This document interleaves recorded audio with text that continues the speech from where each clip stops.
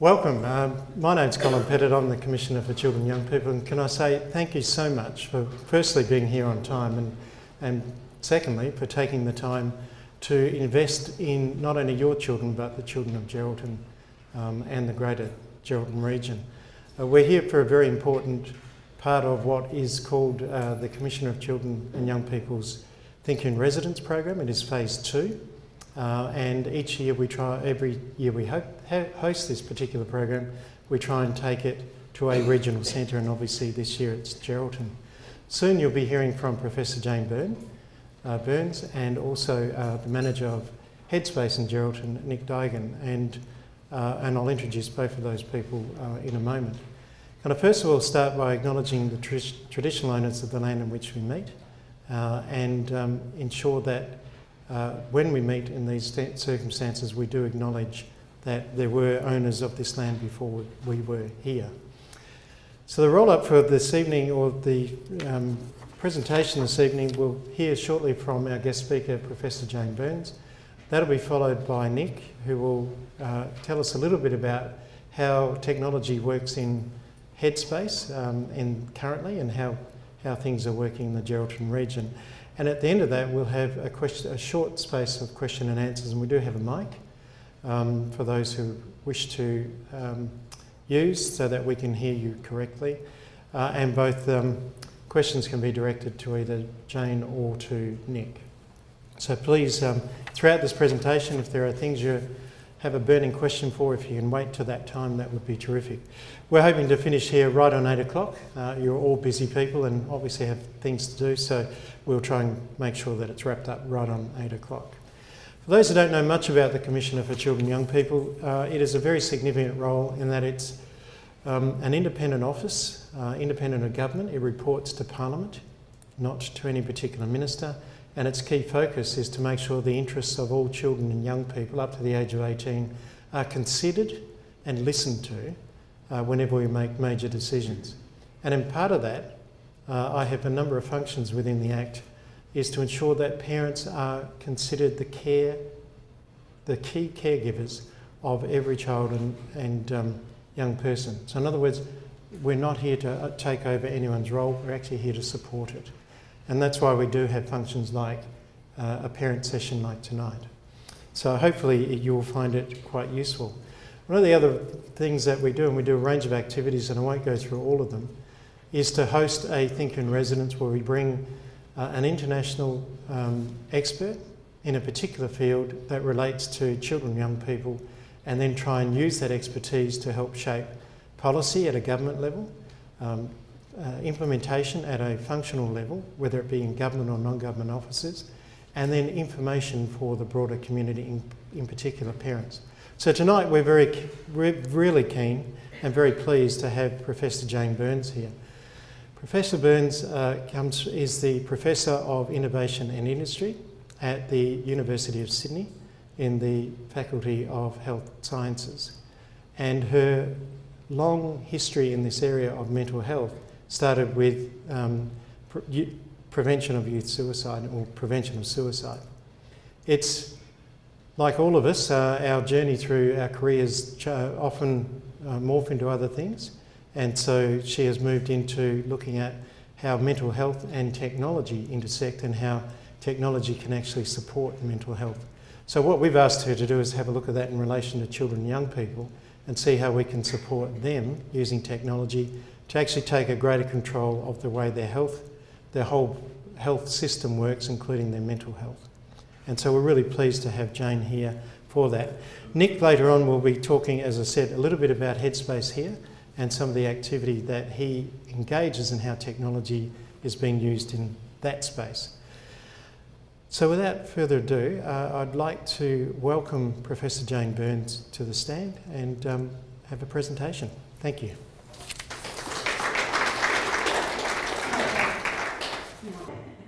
So while I am a professor, I'm also mum to 3 children. My children are now 6, 8 and 10. Harry, Holly and Angus. Angus is my 10-year-old. He lives with quite a severe disability, has both Down syndrome and autism. So for me, this idea of technology and mental health and well-being, I think it's fair to say for the first time in history, technologies have changed the way that we're able to engage with very, very vulnerable children. So Angus has no language, he uses an iPad to communicate. And I think again, it is the first time in history that we've had this opportunity to use technology for good, not evil. That said, I think, and a point of having a parent conversation tonight, is that often there's this great fear about what are our children and our young people doing online. How do we keep them safe? How do we ensure that we understand what they're doing? And how do we have a conversation about what it means to be online? So I'm going to talk a little bit about cyber safety, and then I'm going to move into technologies that can be used to support good mental health, which then feeds into, I think, the stuff that you'll talk about, Nick, around how you might use that in clinical practice to support children who are mentally unwell or who are struggling to cope. So one of the other things, I do like to go out and talk a lot, and I do talk a lot, so you are keeping a view on the time for me. But I went and did something at Monash University with their leadership group, and before I did it, they said to me, we've got some questions that we want you to have a look at. And one of the things was reflect on your career, which it's been, I think, if anything, curly, windy, and all over the place. But if there's anything that I have loved throughout that whole time, it is this conversation and ongoing dialogue with young people. And again, we had the opportunity today to meet some of the young people from Geraldton, a group of 16 who are advising the Commissioner. And it was an incredible conversation. They are smart, they're articulate, they've got ideas about how they want mental health and certainly the wellbeing space to be shaped for them. The other thing these Monash Uni students sent through to me is, what would you tell your 18-year-old self? Which is a question that's going around Facebook quite a bit. And the thing I'd tell myself is, do not get a perm. Do not get a perm. For anyone who grew up in the area where you got a perm, it is a bad look. Anyway, that's a little bit about me. So for parents who are trying to navigate or understand this Rubik's Cube of digital mental health, there are the issues around digital content, around selfies, around sexualisation, websites, campaigns, apps, biometrics, all of the different technologies that are available. And our job is to try to make a little bit of sense of that and try to bring it into a system that allows it to be embedded within our schools, across our services, and in our communities in a good way. So I'm going to talk a little about keeping children safe. Who knows about the eSafety Commissioner? Has anyone visited this webpage? A few people? So every time I talk about this, and I say this to Colin, if there's ever a space you want to go to understand how to keep young people safe online, whether you're a parent or whether you're an educator, this is it. So it has a massive amount of information, videos, content for young people, and it just explains technologies and how and what it means to protect your children. I think the other thing that's challenging is, as our children, so for me, Harry, Holly and Angus, as they get older, their sense of autonomy will expand, and so the conversation will change. And so one of the pieces of advice, and Gillian McGrathson, our eSafety Commissioner, one of the pieces of advice is to start this conversation early and start talking about what it means to be online and what it means to use the technologies. This is just one snapshot of the iParent web portal. And it's pretty clean and clear cut. So 7 ways in which you can manage web-connected devices in the home. So we know that 39% of teens go online. There's a whole area there that talks about parental controls and the things that you can put in place that simply protect children and young people so that they're not exposed to content that you don't want them to be exposed to. We know that 47% of teens play games. It's part of how they connect, how they communicate, and there's quite a bit of evidence about the skills that you learn from gaming. So you obviously want them to game safely and appropriately, so there's a whole section on games and parental controls. We know that 64% of teenagers stream video on YouTube and TV. So again, a section on streaming services. 74% of teenagers use a computer to go online, so there's a whole host of information on safety. Tips on searching safely and smartphone parental control. So young people are using these technologies and they're using them. What we want to do is ensure that they use them safely. So again, they're just some examples of how you can do that. 86% have home broadband access. Now I don't know if that's the case here. So essentially it's just saying this is how you can keep your children, young people safe. So again, I think information is power. Having a conversation, sitting down with children and running them through this stuff is even more powerful. And actually having a conversation about what are you doing online. One of the early studies we did, we actually set up children, young people with adults and got the children to teach the adults about how they were keeping themselves safe online. And I tell this story about my mum, unfortunately got on Facebook, made friends with someone who was not really her friend. Mum, you need to jump on this website and have a look at it. So that's safety.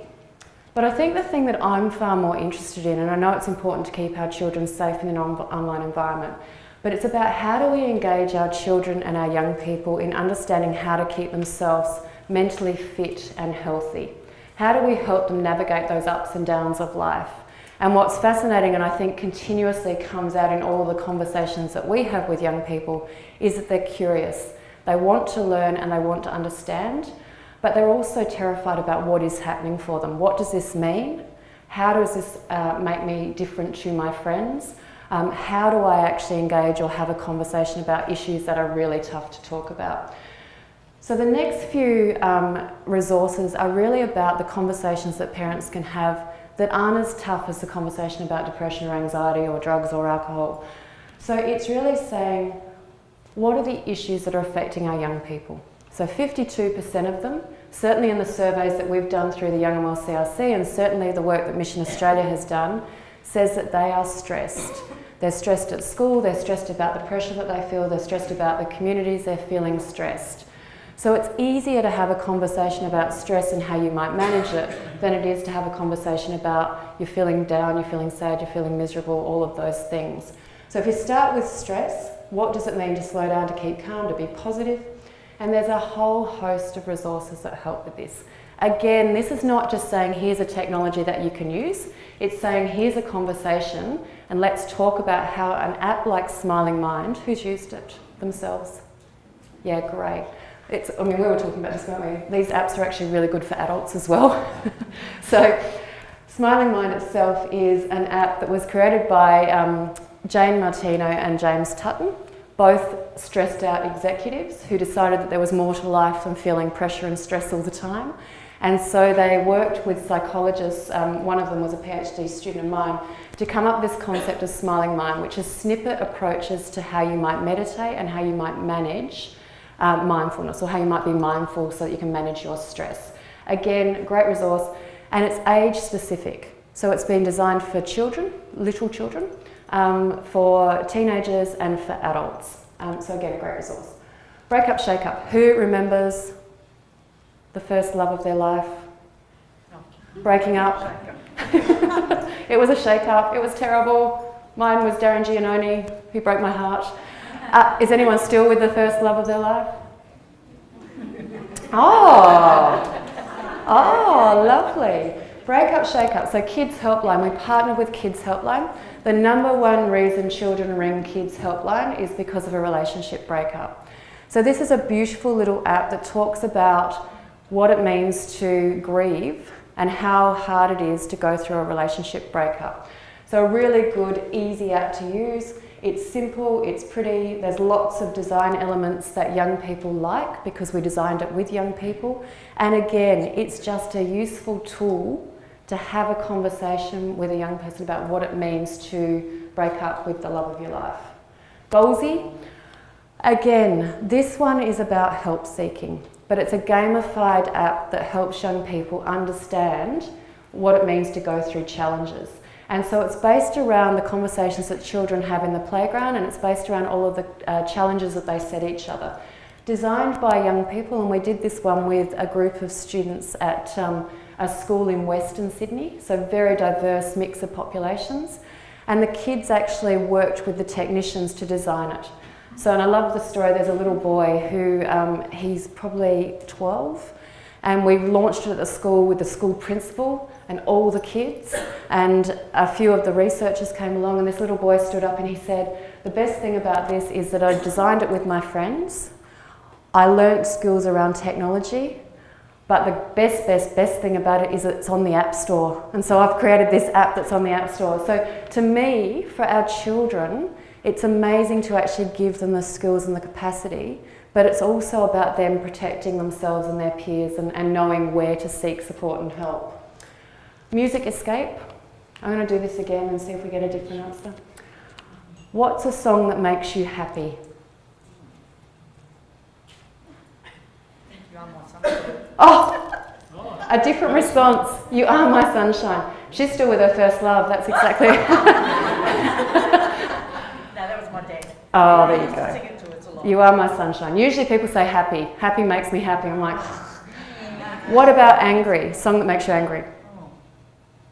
The Woman in Red. Woman in Red. Okay. Anything else? Anything else? Angry songs? Anything Kanye West. Kanye West. Okay, this was about taking music, non-stigmatizing, people like music, it's easy to have a conversation with. There's a whole evidence base around the importance of music in therapy. And taking your playlist, so today we talked to a lot of the young people about their playlists being on Spotify, taking that music and putting it into this app. And essentially what young people can do is they take their finger, once it's downloaded and the songs are all given a cadence rating on, is it a sad song, a happy song, a song that makes you feel calm, a song that makes you feel bored, and they put their finger on it and they take it from angry to calm or sad to happy. And it then gives them a playlist and they can play that for 5 minutes, 10 minutes, 30 minutes. They can sit and listen to it, they can go for a walk. This is free. I felt so excited yesterday. We met with some educators and there was a woman who was using it as a part of her toolbox of resources and tools.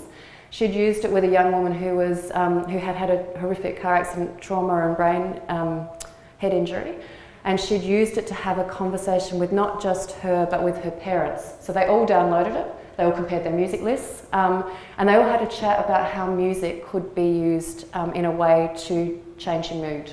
So again, a great one, even if people don't use it, it's the conversation about music that's really, really important. Does it work? So again, people think that young people aren't interested or excited about the science behind these things. There are now fabulous YouTube clips on all things science. So this one is about mindfulness. It's from Harvard. And basically it says 8 weeks of mindfulness, 27 minutes per day, it's from the hospital, shows how meditation changes the brain's grey matter. So particularly for men, and Nick, you might talk about this, but particularly for young men, and we do a lot of work with veterans, having that conversation about the brain and the connection to your feelings, it actually changes it from a, this is all in your mind, to this is a physiological response, this is something that happens to your brain because of something that you have experienced. So again, just using some of the information that's out there on YouTube through TED Talks, they're also really good. It changes the conversation from stigma to one of, imagine if you broke your leg, what would you do? You'd go to the doctor and get it fixed, and this is not dissimilar. Science behind it, there are a whole host of fact sheets if you're interested in reading more for your own, and this one's Headspace, which again is not the Headspace. It's a Headspace out of the UK, which also has apps. Sleep, who gets enough sleep? No one? Who does get enough sleep? Yeah? How much sleep do you get? 8 hours? Good, good. Who doesn't get enough sleep? Who wants to get more sleep? This is an app for you. Recharge. So Recharge, again, designed with the science of sleep in mind and designed with the idea that it's actually important that you get enough sleep, get out of bed, get active, get some sunshine. And this was designed with young people to create a way that was not us saying go and get more sleep, but rather here are some creative ways in which you can think about getting more sleep. Now, one of the concepts within the app is to turn it off. What do we do when our alarm goes off? Snooze. This app will not turn off unless you do star jumps. And so my girlfriend, Amanda Third, who was heading up program 2, she had it on her phone, and you can't actually turn it off because you sign up to it and you set it, and Anyway, she's on an international flight, flying across middle of the night, it's dark. What happens? The app goes off, she has to do the star jumps to turn it left. So it's quite funny. There's also a fabulous TED talk on sleep and why sleep is important and what it does to your brain to get enough sleep. It's called, I think, Beducation. So Beducation. So think education and bed together. I don't know. Michael Cargregg might have made that up, but I've used it. It's clever. Exercise, again, whole evidence base around exercise. Couch to 5K. Now, Michael's a clinical psychologist for those of you who don't know. His face is everywhere at the moment because he's doing a big family campaign. Michael talks about this app. It's called Couch to 5K. So it's about setting realistic goals for people. So you can start with 100 metres, 500 metres, but the idea is that it gets you off the couch, it gets you active, and it gets you out. He uses it predominantly with his young men who are using marijuana and have symptoms of depression and anxiety. So he says it allows them to set easy goals that they can achieve. They then get rewards and they send him a text message which he then responds with a text to say, well done, that's great, isn't it good? It also gives them a bit of a dashboard, so each time they come back in to see him, he can say to them, how are you going with the couch to 5K, or how are you going with getting enough sleep, how are you going? So he uses it as a conversation starter, not just as an app or a tool to use. The up 3, we've been really interested in the biometric devices. How many people use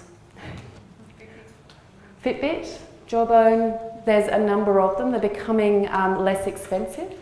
What we're interested in is, can people use them to track their own exercise and their sleep? Now, my children, because my brother loves my children very much, he bought them each a little FitBit for their Christmas. And my mum, who's now almost 70, is obsessed with hers. So my children are now having a competition with grandma about who can get the most steps and who can get the most sleep. Now, what's really interesting about that, again, is not that it's the FitBit or the Jawbone, it's that they're having a conversation about being physically active, getting enough sleep, they're having a conversation with grandma, and they're getting out and going for a walk around the park. So that whole sense of social connected, that whole sense of feeling about relationships and intergenerational dialogue, this is just a device that has allowed that to happen. Social connection, I forgot I had that slide in there, that was a perfect segue. So social connection. The toolbox. For those of you who are interested in knowing what apps there are, this one is on the reachout.com website. Do you have a link to it on yours, the toolbox? On our iPads? Yeah. We don't know. No. So this one basically brings together 60 different apps. They're given a rating because not all apps are created equal. So there's, for people who are trying to understand what to use, it tells you about the evidence. So it gives it a bit of a tick of approval. What's the evidence around it? Is it evidence informed? What's the science? But it also rates it on, do young people like it? So we had a group of psychologists rate it and we had a group of young people rate the apps.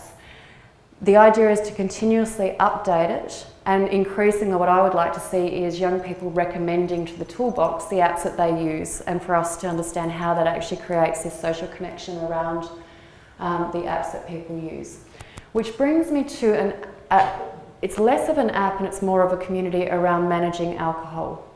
So this one was created by a young guy called Chris Rain. He was working on the Queensland government's alcohol binge drinking campaigns. And he was a young guy himself, so he was working on it during the day. Friday night, Saturday night, he'd go out, he'd have far too much to drink with his mates. He'd wake up Saturday morning, wake up Sunday morning, he'd have a hangover and he'd be like, it's destroyed my weekend. So he decided that he would take a break from alcohol. And this is probably 5 or 6 years ago. And he decided that he would blog about it. But it was his own personal journey. So he started blogging about it and he would write about the fact that he had regained his Sunday mornings and what it meant for him. Some of his mates joined in and they started blogging about it. And very soon there was this community, which is the Hello Sunday Morning community, which is supporting people to take a break from alcohol. So it's not saying you should not drink, you must not drink. It's saying, how do you actually build a community around people who can write about taking that break and what it means for them. They've now got a massive following. They have a lot of people on there who do just want to take a break, and they have a lot of people on there who are looking to back up some of the clinical support that they're getting around alcohol consumption. Kick It, not yet launched, but again, not dissimilar concept to Chris's. This guy is James Stewart. He's a young social entrepreneur from Adelaide. He was a smoker, his own experience of cigarette smoking, and he decided that he wanted to kick it. Basically, tried to give up, couldn't give up. He's a much better storyteller about his own personal story, but designed Kick It as a social network to help people give up cigarette smoking. Now, interestingly, he's linked it into some of the medical therapies, like a Nicobate or a Nicorette. So how do you actually marry this up with some of the things that people could use? Oh, I don't know how that got in there, but anyway, that was, if you forgot, that was the e-safety commissioner. The other one, and one of the really simple ones that I love, is about gratitude. So we know that there's a big evidence that people who are grateful for the things that they've got in their life are much happier, much more mentally fit. So again, this one was designed, about 50 quotes from young people. They're very short, and they're designed that you can tailor it yourself. So you can change the colour, you can change the font, and then you can send it out to your social network. So you can send it to Facebook, to Twitter, to Instagram. Idea being that we wanted young people, rather than to post negative thoughts, get into the bullying space, to really think about how they could create positive environments within their social networks. And again, having a conversation about this, even if they don't use it, it's a good thing to think about in terms of looking after your mental health. How am I going for time? Yeah. Okay, great. The other thing that we were really keen on in terms of supporting children and young people were saying to us, I don't know what to do about my friend. My friend's not well, they've got depression, they've got anxiety. Some young people were talking about the fact that their friend was suicidal. So Beyond Blue, again, have developed a great app called the Check-In. Now the Check-In really is about how you look after yourself if you are looking or supporting a friend who has a mental health problem, a mental health condition. And it's designed so that you know how to take the steps that allow someone to get into support and care, and so that you don't take on the burden of it yourself. So again, a great resource and tool for young people so that they don't set themselves up to be the psychologist because they're not skilled in that, and that they know how to take the steps to access support and care. So again, that's a really good one, and it links to professional support. So it allows them to see what's there and what's available for them. It's very simple to use, and that's it, I've finished.